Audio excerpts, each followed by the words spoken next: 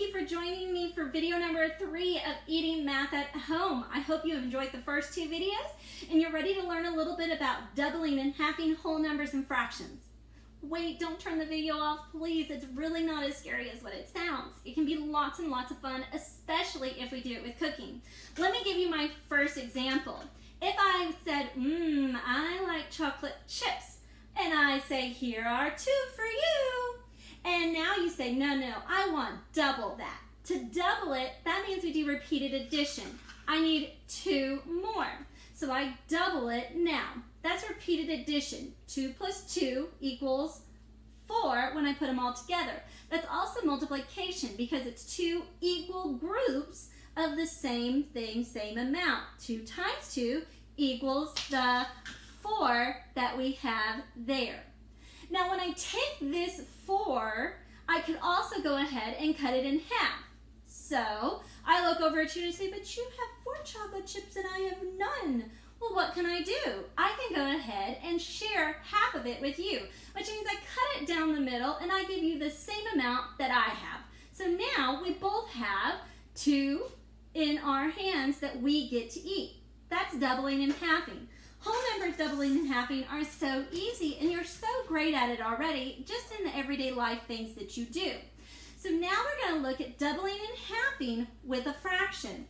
So let's say I have a big candy bar. Now this big candy bar is broken into a lot of different sections. What I'm going to do with this candy bar is I'm going to go ahead and break it into 4 different pieces. So now I have 4 candy bar pieces. So if I were to take just one of these 4, that's 1/4.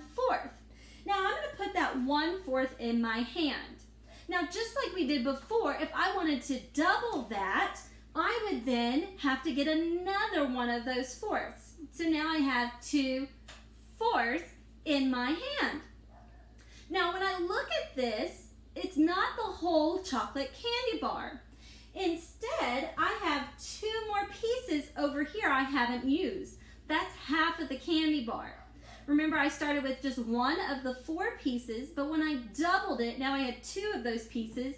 And since there's still 2 pieces left, that means I have 1/2 of the candy bar now. So if I were looking and I said, but you have 2 pieces and I have none. Well, let me share it. I'll put it in half for you. Now you have one of the pieces, I have one of the pieces, and there's still 2 more pieces over here, which means that if there's 2 pieces there and 2 pieces here, it's 4 pieces. I have one of those 4 pieces. You have one of those 4 pieces. We now each have 1/4 because we divided it or cut it in half. Let's look at that on this little chart that I have here. I like to think about it that if I'm doubling something, I'm making it bigger or I'm getting more. If I'm halving something, I'm going to cut it right down the middle and I'm going to make it smaller. So when we did it with the chocolate chips, we see if I doubled it, I had 4 chocolate chips. But if I cut it in half, I only had 2. When I half, when I do fractions, I started with 1/4 and I doubled it and then I had half. But then I took it and I cut that in half and I only had 1/4. Now, I'm not there to have a conversation with you right now about how these look the same and how they look different. So what I want you to do is I want you to find a grown-up and I want you to look at this and talk with the grown-up and tell them all about how these are the same and how these are different, and think about that. Pause the video and talk as long as you need to. Let's look at it as a picture as well. So here we have a picture of that chocolate candy bar. Remember, I only had 1/4 of that, but if I wanted to double it, I would then double it and get another one of those 4ths of the candy bar so that now I actually have half of that candy bar. If I want to look at it and think about it with a recipe that we did yesterday, I might have wanted to say, I want more chocolate chip cookies, and I want to double that. When I go to double it, I'm going to start with 1/8 of a cup of flour. Well, how much would double 1/8 of a cup of flour be?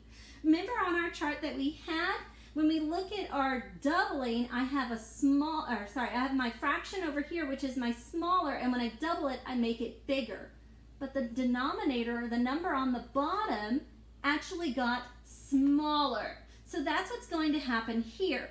Instead of 1/8 of a cup of flour, what I'm actually going to do is I'm going to double it give another of the same size, and I'll see that that actually goes with our chart that we had above it, where it's actually one of the 4 sections.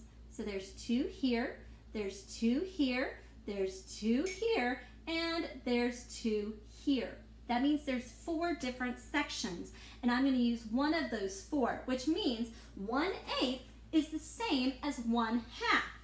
Let's test that out and see if it's true. So I'm going to get my 1/8 cup, and I'm going to get my 1/4 cup that I have, and I'm going to go ahead and I'm going to pour 1/8 of a cup of water into my 1/4 cup, and I'm going to test it out and see if it actually works, or maybe it doesn't. So here I have my 1/8. I'm going to pour it into my 1/4, and I'm going to double it, which means I'm going to use another 1/8, and it made 1/4. All right, it's your turn to go ahead and give this a shot. Get out some flour, get out some water, whatever it is you want to do before you double the chocolate chip cookie recipe or half our apples for the next video. I want you to test this out and see how you can double and half a recipe. So you can take your half measuring cup and your whole measuring cup, and you can test that with the liquid or with the dry. You can even pour it and say, okay, I'm going to pour it and fill this up. I started with 2. I poured out 1 cup, and then see if I end up with 1 cup left. So lots of different ways that you can explore it. So get out your tools, get out your water, get out your flour, whatever it is you want to use. Test that with your measuring tools and see if you can double whatever you have for your measuring tools and try halving it. Do it with whole numbers and with fractions. Don't be afraid of them. They're lots of fun when we start to cook.